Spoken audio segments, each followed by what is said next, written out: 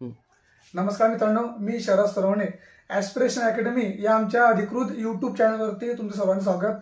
मित्रांनो, आपण गेल्या दिवसापासून आपण एक सिरीज चालू केली आहे. विज्ञान संदर्भात एक सिरीज चालू केली आहे आगामी ग्रुप डीच्या भरतीसाठी. त्याच्यामध्ये आज आपण एक नवीन चॅप्टर बघणार आहे. त्याचं नाव आहे ध्वनी. साऊंड म्हणतात. ध्वनीमध्ये आपण काय काय बघणार आहे? तर मित्रांनो, दोन चॅप्टरमध्ये आपल्याला एवढे पॉईंट बघायचे आहे. ध्वनीची निर्मिती म्हणजेच प्रोडक्शन ऑफ साऊंड, ध्वनीचे प्रसारण म्हणजेच propagation of sound. Propagation of sound means ध्वनी एखाद्या माध्यमातून कसा ट्रॅव्हल करतो, ध्वनीला माध्यमाची आवश्यकता आहे की नाही, या सर्व गोष्टी आपण त्या ठिकाणी डिस्कस करणार आहे. वेव्हचे प्रकार काय असतात, मेकॅनिकल वेव्स काय असतात, इलेक्ट्रोमॅग्नेटिक वेव्स काय असतात, त्यांच्यामध्ये काय मूलभूत फरक असतो, या सगळ्या गोष्टी आपण आज ज्या लेक्चरमध्ये बघणार आहे. अजून वेव्हलेंथ असेल, तरंग लांबी असेल, वारंवारता असेल, टाइम पिरियड ऑफ वेव्हलेंथ असेल, ठीक आहे, पीच असेल, तीव्रता असेल, आयाम अँप्लिट्यूड असेल, या सर्व गोष्टींचा साऊंडच्या प्रोपॅगेशनवरती किंवा साऊंडच्या स्पीडवरती काय फरक पडतो, या सर्व गोष्टी आपण आज या लेक्चरमध्ये बघणार आहे. तर चला जुळून राहा सोबत. पहिल्यांदा आपण बघूया ध्वनीची निर्मिती कशी होते. ठीक आहे, पहिला पॉईंट आपल्याला ध्वनीची निर्मिती म्हणतात प्रोडक्शन्स ऑफ साऊंड. आपल्याला बघायचा ध्वनीची निर्मिती, प्रोडक्शन्स ऑफ साऊंड. ध्वनीची निर्मिती कशी होते, ठीक आहे, त्याला काय गोष्टी कारणीभूत असतात. जनरली आपण दैनंदिन जीवनामध्ये ज्या वेळेस एखाद्या व्यक्ती आपल्यासोबत बोलतो त्यावेळेस आपला कान त्या आवाजाला एक संवेदना देत असतो. ऐकण्याची संवेदना त्या कानाला म्हणतात. त्या माध्यमातून त्या ठिकाणी वेगवेगळे कंपन तयार होतात, व्हायब्रेशन तयार होतं. आणि व्हायब्रेशन तयार झाल्यामुळे जे कणांची अरेंजमेंट असते वातावरणामध्ये, ज्या माध्यमामध्ये कणांची अरेंजमेंट असते, त्याच्यामध्ये काहीतरी मुवमेंट होऊन, जसं की एक कण दुसरा सांगून, दुसरा कण तिसरा सांगून, अशी कणांची टप्प्याटप्प्याने हालचाल होऊन असा करून साऊंड आपल्या कानापर्यंत येतो. किंवा एखाद्या ठिकाणी आपण तसं मी हा बोर्डवरती वाजवतोय, एक साऊंडची निर्मिती होती आहे. मग साऊंडची निर्मिती कशी होते, ऍक्च्युली साऊंड मला ऐकू कसा येतोय, या सर्व गोष्टी आपण आज शिकणार आहे. जसं की आपण म्हणतात की बराच वेळ टेम्परेचरमध्ये बदल झाला की साऊंडमध्ये सुद्धा, साऊंडच्या स्पीडमध्ये सुद्धा बदल होतो. किंवा वातावरणामध्ये जर बदल झाले तर साऊंडच्या स्पीड बदलतो. या सर्व कन्सेप्ट कशा एकमेकावर डिपेंड आहे, या सर्व गोष्टी आपण डिस्कस करणार आहे. दुसऱ्यांदा आपल्याला बघायचं की साऊंड कसा प्रोपॅगेट करतो, म्हणजे साऊंड जो आवाज असतो तो कसा एका प्रकारे एका माध्यम दुसऱ्या माध्यमापर्यंत जाऊ शकतो. ठीक आहे. दुसरा पॉईंट आपल्याला ध्वनीचे प्रसारण, त्याला काय म्हणतात, प्रोपॅगेशन ऑफ साऊंड. ठीक आहे, प्रोपॅगेशन ऑफ साऊंड. बऱ्याचशा वेळेस आपण ऐकलं असेल, जसं लहानपणी आपण लहान असताना एक प्रयोग ऐकला असेल की एक छोटासा एक असं काहीतरी वाटीसारखा एक डब्बा घ्यायचा, त्याला एक दोरी बांधायची आणि एक तिकडे दुसऱ्या कानाला लावला असतो. त्या ठिकाणी आपण काय बघतो, बोलून तर साऊंड कसा प्रोपॅगेट होतो त्या माध्यमातून ते आपण चेक करत असतो. बऱ्याचशा वेळेस लग्न समारंभामध्ये जे मंडप टाकले असतात, लहान असताना आपण त्या खांबांना दगडांचे टोकायचे आणि तिकडे कान लावायचे. काय असायची पद्धत, ही पद्धत अशी असायची की साऊंडचं प्रोपॅगेशन कोणत्या मीडियम थ्रू किती फास्ट होतं, काय सगळ्या गोष्टी डिस्कस करायच्या आपल्याला.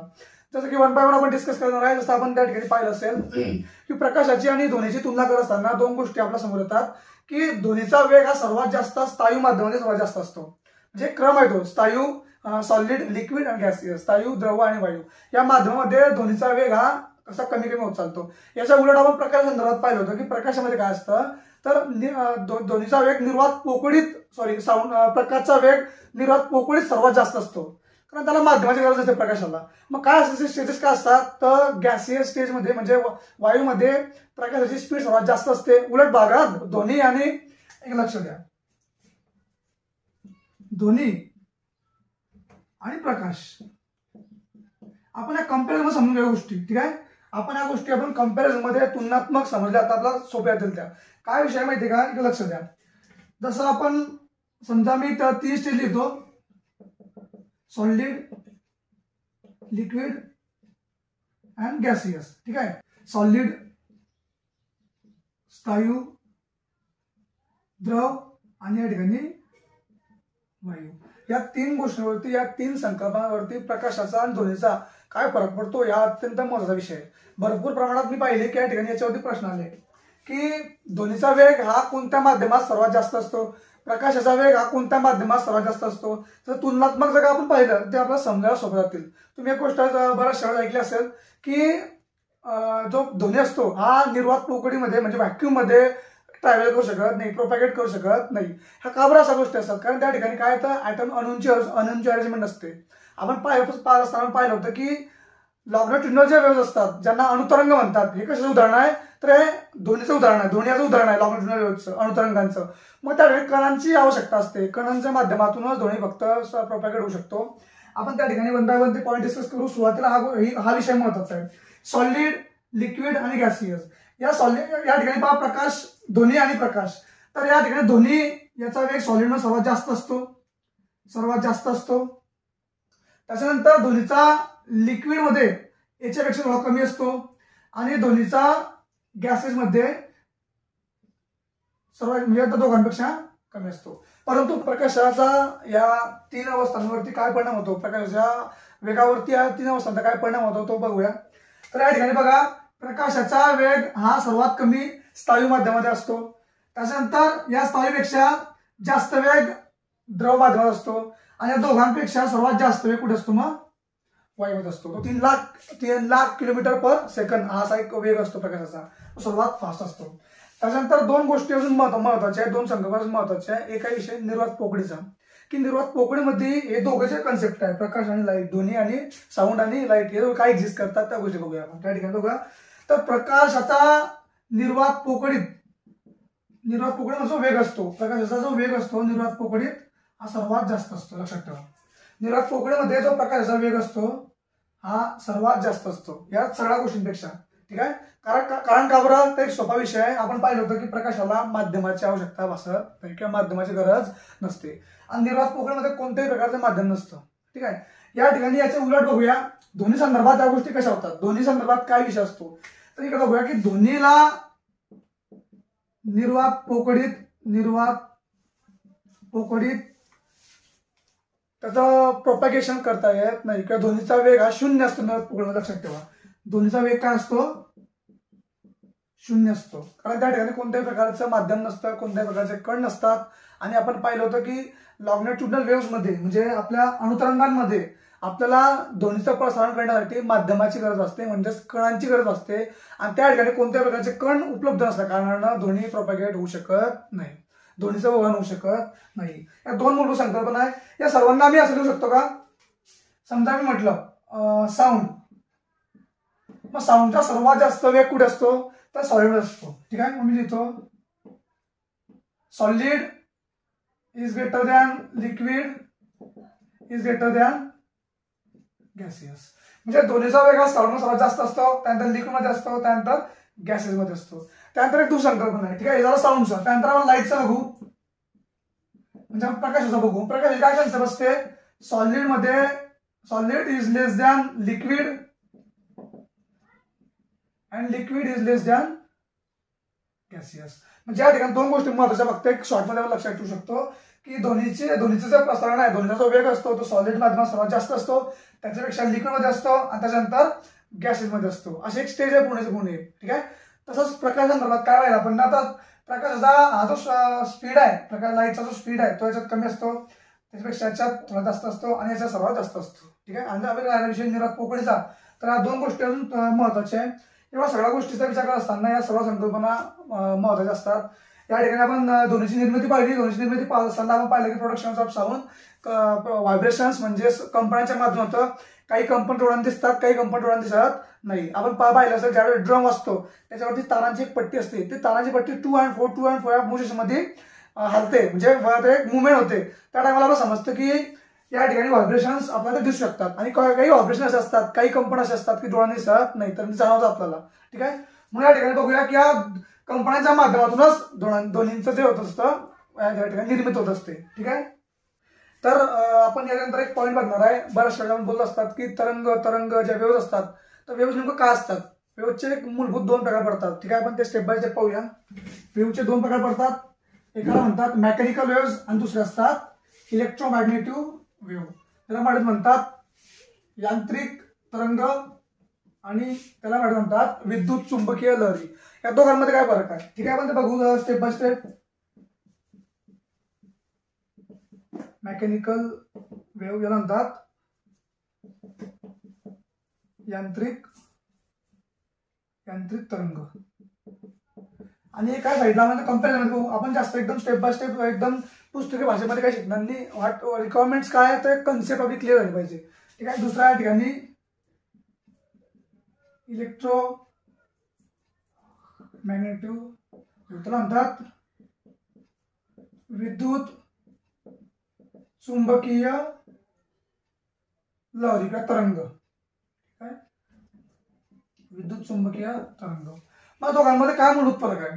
दोघांमध्ये फरक काय आहे? तर एक सर्वात बेसिक फरक असा दोघांमध्ये की या मेकॅनिकल वेव्हजला माध्यमाची आवश्यकता भासते. लक्षात ठेवा त्या ठिकाणी माध्यमाची गरज असते. विदाऊट एनी मीडियम म्हणजे विदाऊट एका कोणत्याही माध्यमाच्या शिवाय या ठिकाणी याचा प्रोपेगेशन किंवा काही म्हणजे त्याचा मुवमेंट होऊ शकत नाही. एवढं लक्षात ठेवा. आणि माझ्यामध्ये याचा डिफरंट आहे. ठीक आहे. याच्यामध्ये काय इलेक्ट्रोमॅग्नेटिक वेव्हज मध्ये काय त्या ठिकाणी कोणत्याही प्रकारच्या माध्यमाची गरज नसते. ठीक आहे. या ठिकाणी कोणत्याही प्रकारची माध्यमाची गरज नसते. जसं मी एक ओल्ड मी पूर्ण लिहित बसतो काही या ठिकाणी माध्यमाची गरज असते आणि या ठिकाणी माध्यमाची गरज नसते. म्हणजे विद्युत चुंबकीय लहरीमध्ये माध्यमाची गरज नसते आणि विद्युत चुंबकीय लहरीमध्ये आपला प्रकाश येतो. म्हणजे कॅमेराज असतील वेगवेगळे रेज असतील सगळे कुठे येतात? इलेक्ट्रोमॅग्नेटिक वेव्हज मध्ये येतात. ठीक आहे. या लहरी डोळ्यात दिसत नाही काही. ठीक आहे. मग लक्षात ठेवा. आणि जे यांत्रिक मेकॅनिकल वेव्हज असतात याच्यामध्ये त्यांना माध्यमाची गरज असते. दोन्ही हे आपलं मेकॅनिकल वेव्हचं एक्झाम्पल आहे. त्याच्यामध्ये अजून भरपूर बघणार आपण त्या लॉंगिट्युडिनल वेव्हज आणि ट्रान्सफर वेव्ह मध्ये काय फरक असतो, जसं अणुतरंग आणि अवतरंगांमध्ये काय फरक असतो, मग कोणते एक्झाम्पल त्याला सजेस्ट करतात, या सर्व गोष्टी आपण पाहणार आहे. ठीक आहे. ते आपण स्टेप बाय स्टेप बघूया. या ठिकाणी जास्त एक्सप्लेन करणार काही नाहीये. फक्त तुम्ही एवढं लक्षात ठेवा की विद्युत चुंबकीय लहरींमध्ये माध्यमाची आवश्यकता नसते आणि यांत्रिक तरंगांमध्ये म्हणजे मेकॅनिकल वेव्हज मध्ये माध्यमाची आवश्यकता असते. तर मित्रांनो एक लक्ष द्या. बऱ्याचशा वेळेस परीक्षेला असाही प्रश्न येतो की ध्वनी हे टिंबटिंबचे उदाहरण आहे आणि आपल्याला ऑप्शनमध्ये दिलेलं असतं उत्तर त्यापैकी अणुतरंग या उत्तरावरती आपल्याला क्लिक करायचं आहे. तर बघूया कन्सेप्ट काय असते. ध्वनी हे अणुतरंगाचे उदाहरण आहे तर प्रकाश हे अवतरंगांचे उदाहरण आहे. नेमकं अणुतरंग काय असतात हा आपला विषय महत्त्वाचा. ठीक आहे. आपण ध्वनी संदर्भात बोलताय म्हणून आपण सुरुवातीला म्हणजे आता डिस्कस करूया की अणुतरंग नेमकं काय असतं, अणुतरंग एक कन्सेप्ट काय आहे. ठीक आहे. हे लक्ष द्या. मी तुम्हाला एक सांगतो. जे ध्वनीचं आपण प्रोपेगेशन पाहिलं, ऍक्च्युअली जे ध्वनीचं प्रोपेगेशन पाहिलं आपण त्याला नेमकं फील करू म्हणजे ऍक्च्युअली आपण समजून घेऊ, त्याचे स्वरूप समजून घेऊ की ऍक्च्युअली होतं कसं आहे. हा जसं मी तुमच्याशी बोलतोय, ज्यावेळेस तुमच्यासोबत बोलतोय, ज्यावेळेस माझा मी बोलतोय त्यावेळेस माझ्या तोंडातून मी एका प्रकारचं एक कंपन तयार करतोय आणि कंपन तोंडातून बाहेर पडत आहे. त्याच्यामुळे कंपनांमध्ये जे काही अणूंची अरेंजमेंट असते ते त्याच्यामध्ये स्टेज असतात. जसं या ठिकाणी एक संपीडन असतं मग विरलन असतं, संपीडन असतं मग विरलन असतं, कॉम्प्रेशन असतं. ठीक आहे. या ठिकाणी रेअरफॅक्शन असतं. नेमकं कन्सेप्ट काय आहे, कन्सेप्ट या ठिकाणी तुम्हाला समजून येतो. ठीक आहे. महत्वाचे कन्सेप्ट लक्ष द्या. ज्या वेळेस ध्वनीचा प्रसारण होतं, समजा या ठिकाणी एक मीडियम आहे, ऍक्च्युअली मीडियम म्हणता याला एक सोर्स आहे ज्या ठिकाणी ध्वनी त्या ठिकाणी प्रोड्यूस होतोय. ठीक आहे. सोर्स ध्वनी प्रोड्यूस होतोय. मग ऍक्च्युअली ध्वनीचं जे प्रोपेगेशन असतं, ध्वनीचं जे त्या ठिकाणी वहन असतं कसं होतं या ठिकाणी लक्ष द्या. या ठिकाणी अशी अरेंजमेंट असते आणि या ठिकाणी असं असतं. परत या ठिकाणी गर्दी दिसते आपल्या अणूंची. ठीक आहे. परत असा एक पातळाचा भाग दिसतो, रॅन्डम या ठिकाणी अणू असतात आणि परत असा एक आपल्याला एक डार्क दिसतं.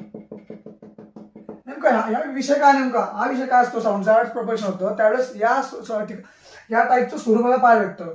मग या ठिकाणची अशी अणूंची जास्त अरेंजमेंट असते. ठीक आहे. या ठिकाणी आपल्या अणूंची अशी अरेंजमेंट पाहायला भेटते त्याला म्हणतात संपीडन. काय म्हणतात त्याला? संपीडन. आणि या ठिकाणी आपल्याला अशी अरेंजमेंट पातळ अरेंजमेंट दिसते ज्या ठिकाणी अणूंची गर्दी नाहीये. ठीक आहे. ज्या ठिकाणी अणूंची जी डेन्सिटी आहे, जी घनता कमी आहे, या ठिकाणी याला म्हणतात विरलन. याला काय म्हणतात? संपीडन. याला काय म्हणतात? विरलन. आपल्याला या ठिकाणी अणूंची गर्दी दिसते. ठीक आहे. या ठिकाणी आपल्याला सर्वात डेन्सिटी दिसते, या भागाला म्हणतात संपीडन. याला इंग्लिश मध्ये काय म्हणतात माहिती का? कॉम्प्रेशन. आणि या भागाला म्हणतात रेअरफॅक्शन. या दोन गोष्टी मूलभूत असतात. ऍक्च्युअली या दोन फॉर्म मध्ये ध्वनीचं प्रसारण होत असतं. ज्यावेळेस तुमच्याशी बोलत असणार त्यावेळेस असंच ध्वनीचं प्रसारण होणार आहे. ज्यावेळेस माझा आवाज माझ्या तोंडातून बाहेर निघतो ना त्यावेळेस त्या ठिकाणी संपीडन असा भाग असणार आहे, परत त्या ठिकाणी रेअरफॅक्शन असणार आहे, परत म्हणजे इकडे कॉम्प्रेशन असणार आहे, रेअरफॅक्शन असणार आहे, कॉम्प्रेशन असणार आहे, रेअरफॅक्शन असणार आहे. असं या ठिकाणी ध्वनीचं या ठिकाणी प्रसारण होतं आणि आपल्या कानापर्यंत तो आवाज येतो. ठीक आहे. तर या ठिकाणी आपण एक साइन वेव्हच्या माध्यमात दाखवू शकतो का? तसं लक्ष द्या. मला एक वेळ दाखवतो. एवढं पण दाखवून पुढचे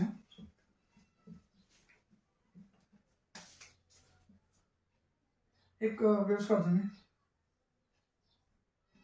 आहे. या ठिकाणी मी एक साईन वेव्ह काढली, त्याचा माध्यम तुम्हाला सांगू शकतो मी. म्हणजे त्या ठिकाणी बघा ही जी सायकल आहे ऍक्च्युली आपण काय दाखवतो माहितीये का, या ठिकाणी हा जो भाग आहे याला आपण म्हणू संपीडन. आणि जो भाग आहे खाली गेलेला याला म्हणतो आपण, याला म्हणू आपण इकडे देतो मी, हा जो भाग खाली गेलेला म्हणतो आपण विरलन. आता मला समजत असेल की या ठिकाणी आपण त्या ठिकाणी साइन वेव्हचा वापर केला, या ठिकाणी असा वेव्ह काढायचा प्रयत्न केला मी. ठीक आहे. हा जो खालचा भाग आहे त्याला म्हणतात विरलन आणि जो वरचा भाग आहे त्याला म्हणतो आपण संपीडन. मग काय असं नेमकं, तर या ठिकाणी अशी अर्ग्युमेंट असते, सेम कंडिशन्स आहे. या ठिकाणी हे जो हा जो एक हाफ क्लॉक का साइन वेव्ह, हा जो सायकल हाफ सायकल हे डिफाइन करतं, हे दाखवते की या ठिकाणी एक संपीडन असा भाग आहे. म्हणजे अणूंची एलिमेंट अणूंची डेन्सिटी कशी आहे, जास्त आहे, अणूंच्या ठिकाणी गर्दी केलेली आहे. आणि या ठिकाणी हा भाग काय दाखवतो, तर या ठिकाणी अणूंची जे अरेंजमेंट आहे ते पातळ आहे. ठीक आहे. रॅन्डम त्या ठिकाणी ते फ्लो करताय किंवा एक्झिस्ट करताय. मग काय महत्वाचं आहे, मग एक विषय त्या ठिकाणी आपला सर्वात महत्वाचा पॉईंट की या ठिकाणी तरंग लांबी काय असते, तरंग लांबी काय असते. तरंग लांबी याला आपण काय म्हणतात, वेव्हलेंथ. असं बऱ्याचशा ऐकलं आपण आणि बऱ्याचशा वेळेस परीक्षेला वेव्हलेंथवरती प्रश्न आले. जसं आपण सांगतो की वेव्हलेंथ कॅल्क्युलेट करा. बऱ्याचशा कन्सेप्ट आहे, वेव्हलेंथ आहे, फ्रिक्वेन्सी आहे, पिच आहे, लाऊडनेस आहे, ठीक आहे, इंटेन्सिटी आहे. या बऱ्याचशा कन्सेप्टला स्टेप बाय स्टेप एक्सप्लेन करायचे. तर या ठिकाणी सुरुवातीला पाहून घ्या आपण की वेव्हलेंथ काय असते. तर लक्षात ठेवा, एक साधंसं वाक्य आहे की दोन संपीडनांच्या मध्ये किंवा दोन विरलांच्या मध्ये असलं अंतर म्हणजे त्याला वेव्हलेंथ म्हणतात, त्याला तरंगलांबी म्हणतात. मग दोन संपीडनांच्या मध्ये म्हणजे या ठिकाणी बघा मी सांगू शकतो का, मी पुसून टाकतो संपीडन. या ठिकाणी अशी एक रेष मारली, ठीक आहे, आणि एक रेष मारली या ठिकाणी, म्हणजे या ठिकाणी जे अंतर आहे याला म्हणतात वेव्हलेंथ. याला काय म्हणतात वेव्हलेंथ. वेव्हलेंथचा एस युनिट काय आहे, तर वेव्हलेंथचा एस युनिट आहे मीटर. मीटर मध्ये आपण मोजतो आपण वेव्हलेंथला. ठीक आहे. ऍक्च्युली असं आपण केलं सगळं, म्हणजे तुमचं अंतराचं एस युनिट काढा तुम्ही.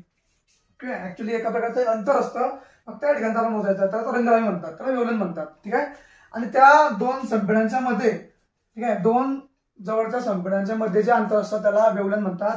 किंवा दोन विरलांच्या मध्ये म्हणजे दोन रिअल फ्रॅक्शनच्या मध्ये the distance between two real fraction that is called as wavelength. ठीक आहे. हे सिंपल डेफिनेशन ॲक्च्युअली.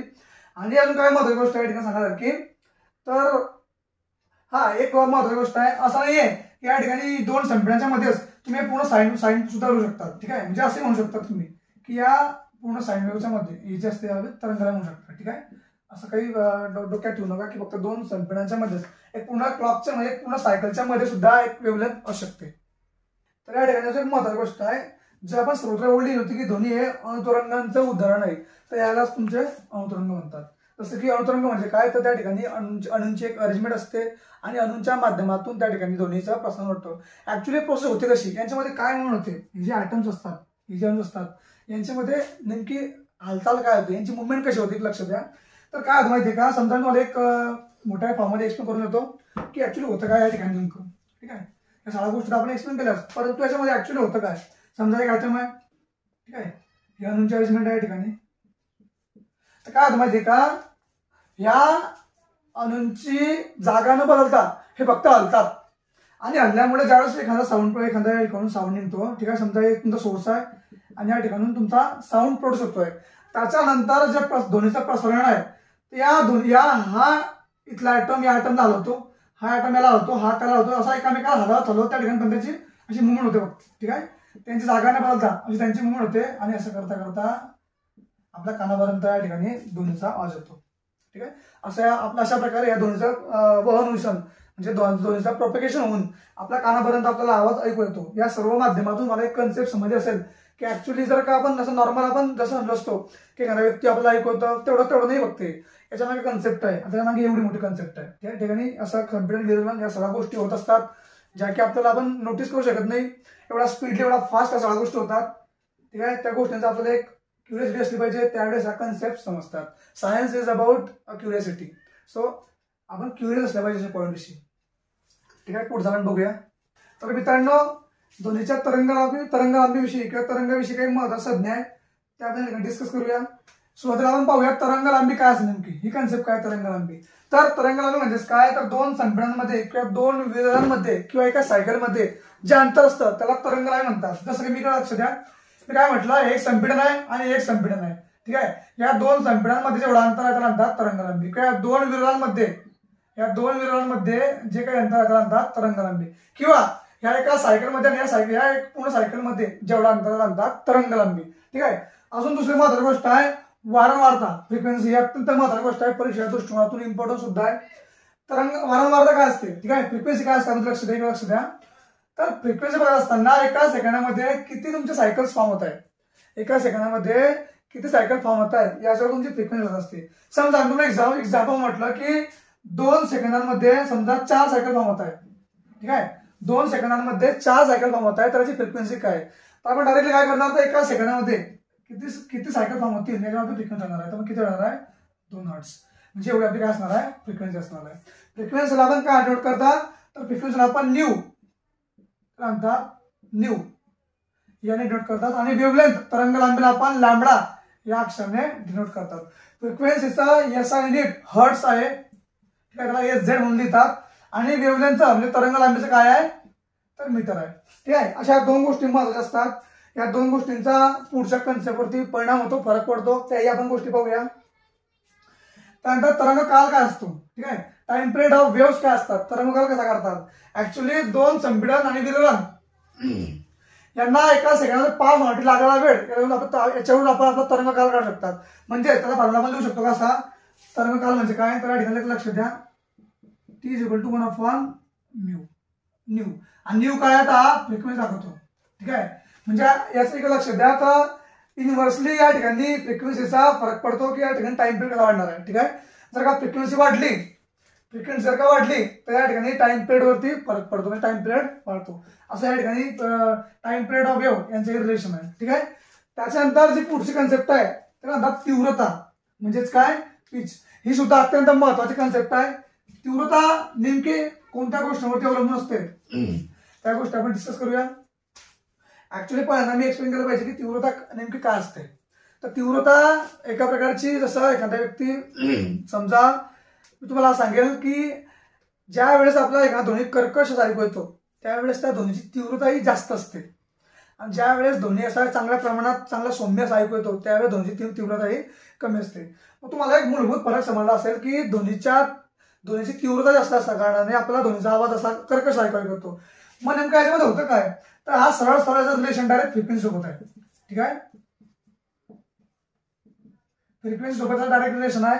म्हणजेच ध्वनीची फ्रिक्वेन्सी वाढली, ठीक आहे, संपीडन आणि विरलन यांच्यामधली जी फ्रिक्वेन्सी असते एका सेकंदामध्ये होणारे सायकल जे फॉर्म होतात यांची फ्रिक्वेन्सी वाढली की फ्रिक्वेन्सी वाढल्या कारणाने तुमची जी तीव्रता असते ते सुद्धा वाढते. म्हणून लक्षात ठेवा रिलेशन, तीव्रता वाढली याचा अर्थ फ्रिक्वेन्सी वाढलेली असते. दोघं डायरेक्टली प्रोपोर्शनल आहे, ठीक आहे. तीव्रता आणि फ्रिक्वेन्सी डायरेक्टली प्रोपोर्शनल आहे. कमी करा, हे वाढलं की हे वाढतं, म्हणजे तीव्रता वाढली की फ्रिक्वेन्सी सुद्धा वाढलेली असते. आणि दोन्ही आपल्याला कर्कश ऐकू येतो, ठीक आहे. एक छोटीशी कन्सेप्ट आहे तीव्रताची. पुढचा विषय आहे आयाम, अँप्लिट्यूड काय असतो. आता आपण एक छोटीशी ओळ ऐकली असेल बऱ्याचशा पुस्तकांमध्ये, बऱ्याचशा लोकांच्या तोंडून, की अँप्लिट्यूड ज्या वेळेस अँप्लिट्यूडचा परिणाम काय होतो, ऍक्च्युली जे ध्वनी आपल्याला ऐकू येतो त्याच्यावरती अँप्लिट्यूडचा परिणाम काय होतो. तर या अँप्लिट्यूडमुळे ध्वनीच्या सौम्यता आणि या ठिकाणी रफ असा ध्वनी आपल्याला ऐकू येतो त्याच्यावरती परिणाम होतो, ठीक आहे. मग आयाम अँप्लिट्यूड काय असं नेमकं, तर या ठिकाणी जे विस्थापन होतं या सायकलमध्ये जे विस्थापन होतं, ठीक आहे, याला तुमचा अँप्लिट्यूड म्हणतात, ठीक आहे. अँप्लिट्यूड वाढला किंवा कमी झाला याच्यामुळे फ्रिक्वेन्सीवर कोणत्याही प्रकारचा परिणाम होत नाही, एवढ्या गोष्टी लक्षात ठेवा. त्यानंतर ध्वनीची उच्चता काय असते, लाऊडनेस काय असतो, लाऊडनेस काय असतो ध्वनीचा, तर इकडे लक्ष द्या. ज्या वेळेस एखाद्या सोर्स मधून एखादा आवाज उत्पन्न होतो, म्हणजे प्रोपेगेशन ऑफ साऊंड ज्या वेळेस संकल्पना पाहायला भेटते आपल्याला, ध्वनीचं ज्या वेळेस एखाद्या सोर्स मधून माध्यमातून प्रसारण होत असतं, आपल्या कानांपर्यंत येत असतं, तर आपल्या कानांनी त्या ध्वनीला दिलेला प्रतिसाद याच्यावरती तो लाऊडनेस ठरत असतो. अशा सर्व कन्सेप्ट स्टेप बाय स्टेप आपण एक्सप्लेन केल्या. या सर्व कन्सेप्ट जास्त डीपमध्ये एक्सप्लेन करण्यात मला नाही वाटत की एवढं या ठिकाणी इम्पॉर्टंट असेल. त्या ठिकाणी कन्सेप्ट समजून घेणं हा सर्वात महत्त्वाचा हेतू असतो. तर मित्रांनो आजच्या एवढंच. जे पॉइंट्स या चॅप्टर विषयीचे बाकी असतील ते आपण पुढच्या व्हिडिओमध्ये बघूया. तत्पूर्वी तुम्हाला जर का माझं शिकवणं आवडत असेल, माझा व्हिडिओ आवडला असेल, ठीक आहे, तर व्हिडिओला लाईक करा, व्हिडिओला तुमच्या मित्रांसोबत शेअर करा आणि चॅनलला सबस्क्राईब नक्की करा. So thank you.